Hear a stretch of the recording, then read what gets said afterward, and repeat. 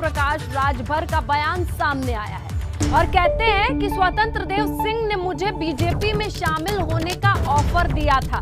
तो ऑफिशियली राजभर ये मान रहे हैं कि उस दिन की जो शिष्टाचार मुलाकात थी उनमें जो एक बात थी वो ये थी कि बीजेपी में शामिल हो जाओ, ये ऑफर मिला था, लेकिन मैंने बीजेपी का ऑफर ठुकराया।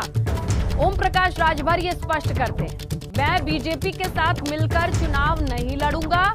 हमारे दरवाजे सपा, बसपा, कांग्रेस के लिए तो खुले हैं, लेकिन बीजेपी के साथ जाने का कोई सवाल भर नहीं है, ये राजभर कहते हैं। बातचीत क्या हुई स्वतंत्र देव जी से? बातचीत क्या हुई? देखिए, हम उनके यहाँ शिष्टाचार मुलाकात में जाते हैं, वो खिलाते पिलाते बहुत सही हैं। चाय पिया उनका और नाश्ता भी उनके यहाँ किया। उसके बाद हम लोगों की जो बातें चीतें हुई तो उन्होंने हमसे पूछा कि आपकी पार्टी का क्या चल रहा है, तो हमने सारी बात बताया। तो उनकी पार्टी का भी हमने पूछा तो उन्होंने भी बताया। तो उन्होंने कहा कि आगे क्या होगा। हम के भाई देखो, हम तो कह चुके हैं कि आपकी पार्टी से हम समझौता नहीं करेंगे। कहा भाई तो आप स्वतंत्र हैं, उसमें कौन जबरी तो की नहीं जा सकती है। वैसे उन्होंने इच्छा जाहिर किया कि भाई आप आ जाते तो हमारी सरकार बन जाती। हमने कहा हम खाली सरकार बनवाएंगे। 14 साल तो सत्ता से बाहर आप थे, कोई आपको नहीं मिला। तब ओम प्रकाश राजभर मिले, अनुप्रिया पटेल जी मिली, तो आपकी सरकार बन गई। तो 325 सीट जीत गए, तो अब आपको तो हो गया कि हम अपने दम पर जीत गए। तब ओम प्रकाश राजभर का कोई मतलब नहीं, अनुप्रिया जी का कोई मतलब नहीं। तो अब जब फिर चुनाव का समय आया है तो अनुप्रिया जी याद आ रही हैं। 2 साल तो आपने उनको मंत्री तक नहीं बनाया, जब चुनाव आ गया तो मंत्री बना के दिखा रहे हैं कि हमने मंत्री बना दिया। अब ओम प्रकाश राजभर तो जब देख लिया कि आप लोग कुछ करने वाले नहीं हो तो समय रहते हमने छोड़ करके हम चले आए। तो अब भैया आपके साथ आना मुश्किल है। प्रदेश अध्यक्ष जी ने आग्रह किया आपसे कि आप आ जाते। हाँ भाई, कौन नहीं करता। भारतीय जनता पार्टी कौन नेता ऐसा है, प्रधानमंत्री से लेके गृह मंत्री से लेके सारे लोग तो परेशान हैं कि बिना ओम प्रकाश के पूर्वांचल कहाँ हम फतह कर सकेंगे। ओम प्रकाश जी, एक चीज़ ये आखिरी सवाल है मेरा कि आप बता रहे हैं कि बीजेपी प्रदेश अध्यक्ष ने आपको आमंत्रण दिया कि आप पार्टी में आ जाइए, आगे आने वाले दिनों में अच्छे दिन होंगे। तो आप बताइए कि क्या आपका निर्णय, क्या इस पर कहीं विचार किया जा सकता है या नहीं, या कोई संभावना नहीं? बीजेपी के साथ कोई विचार नहीं, उनके साथ चुनाव लड़ने का कोई मन नहीं है, न इरादा है।